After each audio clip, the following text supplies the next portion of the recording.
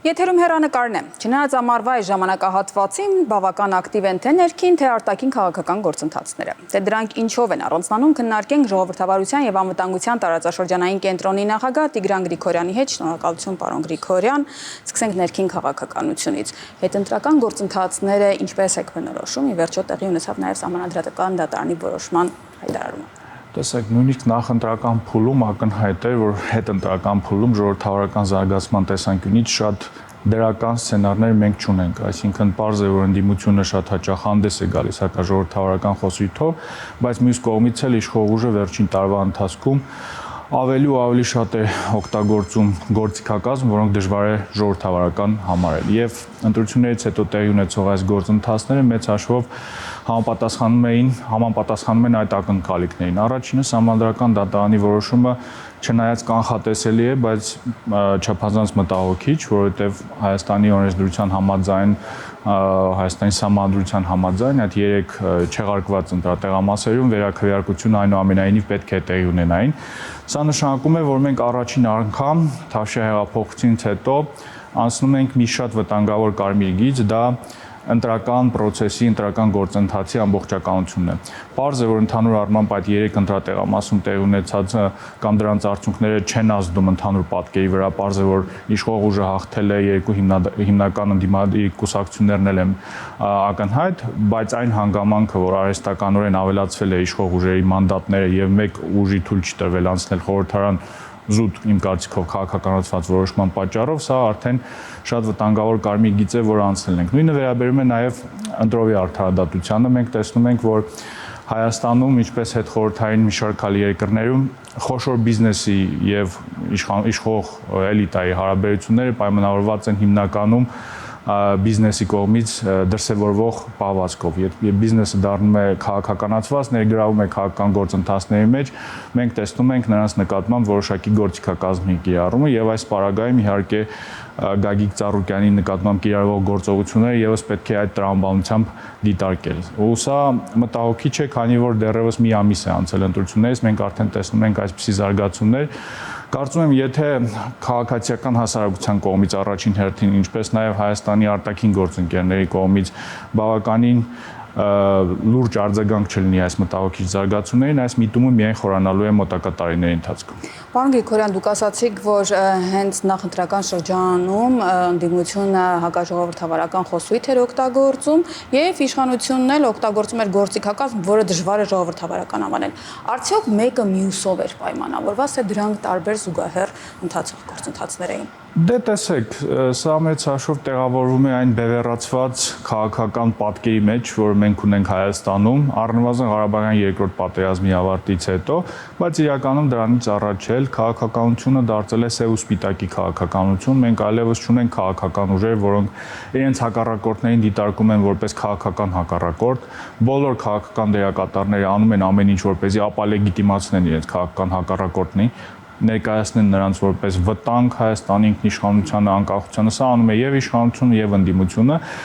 եւ այս գործելավոճը, այս քաղաքականությունը շատ սահմանափակ նեղ տարածություն է թողում ժողովրդավարական դիսկուրսի համար, ժողովրդավարական զարգացման համար, որովհետեւ եթե դու դիտարկում ես քո քաղաքական հակառակորդներին ոչ թե միայն որպես քաղաքական հակառակորդ, այլ վտանգ Հայաստանի օրինակ ինքնիշխանությանը կամ անկախության, դա նշանակում է, որ դու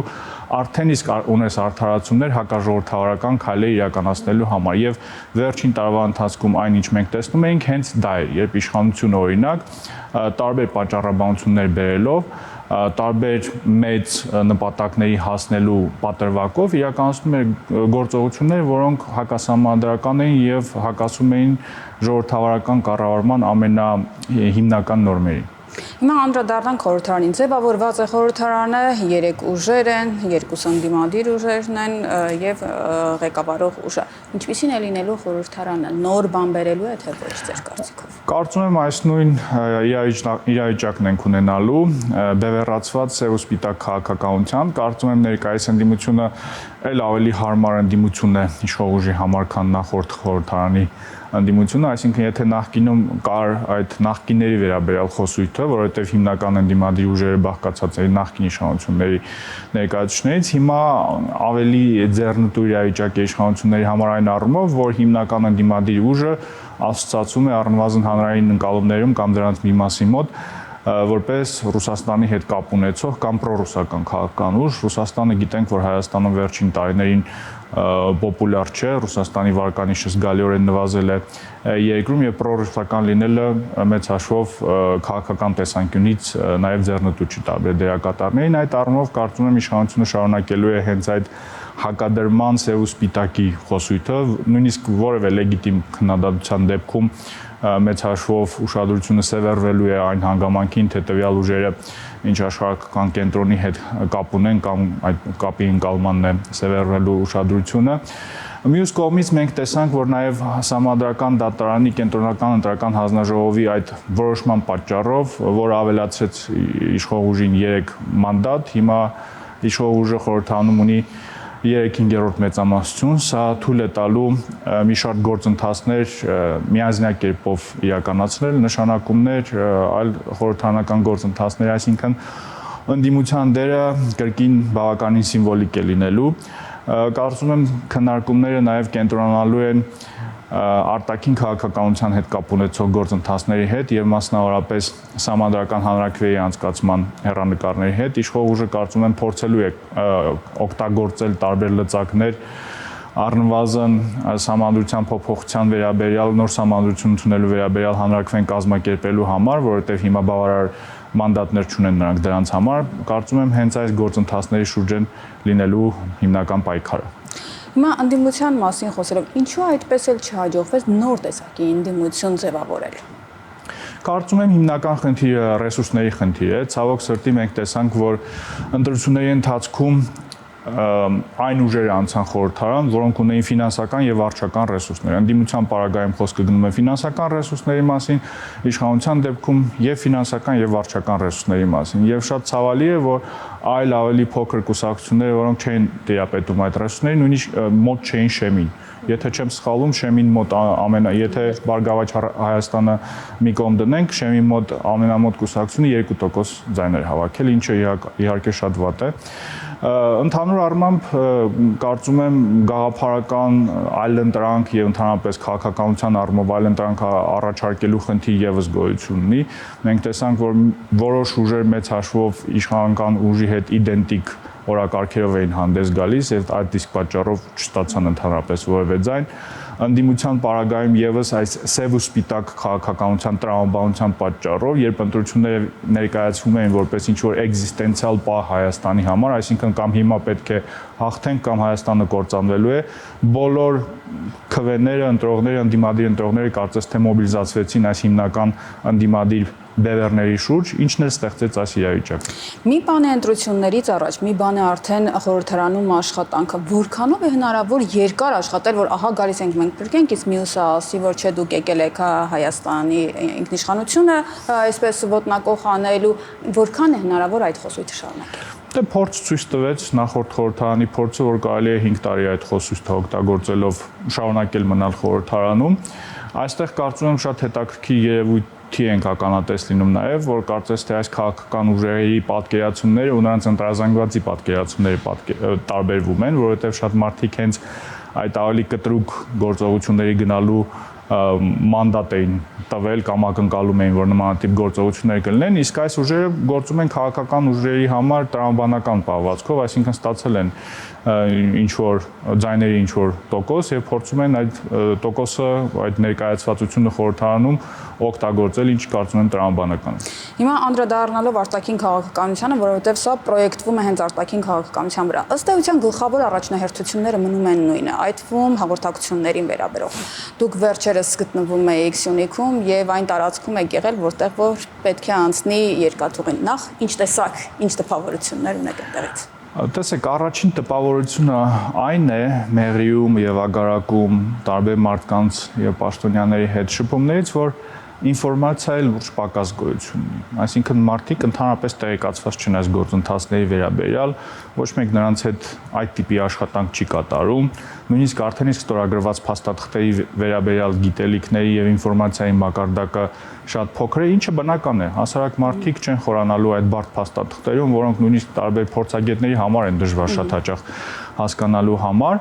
եւ այս ինֆորմացիայի բացակայությունը իհարկե որոշակի լուրջ մտահոգություններ է ստեղծում։ Օրինակ տարբեր մարդիկ ինձ հարցեր են տալիս գործընթացի վերաբերյալ, որոնց պատասխանները կարծես թե արդեն իսկ տրվել են այդ փաստաթղթերով, բայց քանի որ այդ աշխատանքը չկա նրանց հետ, այդ մտահոգությունները շարունակում են գոյություն ունենալ։ Կարծում եմ Մեղրիում եւ Ագարակում կան նաեւ տնտեսական բնույթի մտահոգություններ։ Մենք գիտենք, որ հայ-իրանական սահմանի մոտ գտնվելու պատճառով նրանք որոշակի տնտեսական հնարավորություններ ունեն եւ կա մտավախություն, որ թրիփի գործարկման դեպքում նույնիսկ եթե այդ գործարկումը հայկական կողմի համար դրական սցենարով գնա, այսինքն թրիփը Նախճեվանի տարածքով այդ երկաթգիծը Նախճեվանի տարածքով մտնի նորից Հայաստանի տարածքի երասխով, կա մտավախություն, որ տնտեսական որոշ հնարավորություններ, որոնք կան հայ-իրանական սահմանի հետ կապված, կարող են վերանալ։ Այդ առումով իհարկե որոշում կայացնողները պետք է փորձեն նաև այս մտահոգությունները փարատել կամ պատմեն, թե ինչպես են այդ խնդիրները լուծվելու։ Ամբողջովին այլ իրավիճակ էր Գորիսում, այնտեղ կարծես թե Վաշինգտոնյան գագաթնաժողովի այս դրական իներցիան ավելի նկատելի է։ Մենք գիտենք, որ Արցախի կորուստից հետո Գորիսը տնտեսական եւ ենթակառուցվածքային մեկուսացման վտանգի առաջ էր կանգնված, քանի որ այդ հիմնական ճանապարհը այլևս չի անցնում Գորիսով եւ հիմա Վաշինգտոնյան գագաթնաժողովից հետո այն ընկալումը, որ անվտանգության առումով մտահոգությունները շատ ավելի նվազ են հիմա, որ էսկալացիայի լուրջ ռիսկ գոյություն չունի, դրդում է ինչպես տեղացիներին, այնպես էլ բիզնեսի տարբեր ներկայացուցիչներին ավելի երկարաժամկետ պլանավորում եւ ներդրումներ կատարել, ինչը շատ նկատելի է օրինակ Գորիսում։ Ինչ վերաբերում է տեղանքին, մենք անցանք նաեւ թրիփի տեղանքով, պարզ է, որ այս փուլում դեռևս որոշ աշխատանքներ չկան, հիմա տեխնիկական զննման աշխատանքներն են սկսվել արդեն։ Իմ ընկալմամբ այդ տեղանքում հնարավոր է լինելու միայն երկաթգիծը վերանորոգել, որովհետև զուտ աշխարհագրորեն եւ հաշվի առնելով գետնի վրա առկա պայմանները ես չեմ պատկերացնում, թե ինչպես կարող է այնտեղ լինել եւ երկաթգիծ եւ ճանապարհ։ Երևի տեսականորեն հնարավոր է, եթե շատ լուրջ ներդրումներ ներգրավեն, բայց ես չեմ կարծում, թե կլինի այդպիսի պատրաստակամություն այդ մասշտաբի ներդրումներ ներգրավել, լանդշաֆտը տեղանքը փոփոխելով նաեւ այդ ճանապարհի համար տեղ ստեղծել։ Հիմա մենք տեսանք, որ ICOM-ի ներկայացուցիչները ժամանակ առ ժամանակ գալիս են եւ վերջին շրջանում դա հաջողակիացել է գործընթացները, կարծես առավել գործնական փուլ են մտնում։ Կա այդպիսի պատկերացում, մոտավորապես դրանք ինչ ժամանակային համատեքստ կարող են ունենալ։ Ես կարծում եմ, եթե խոսքը գնում է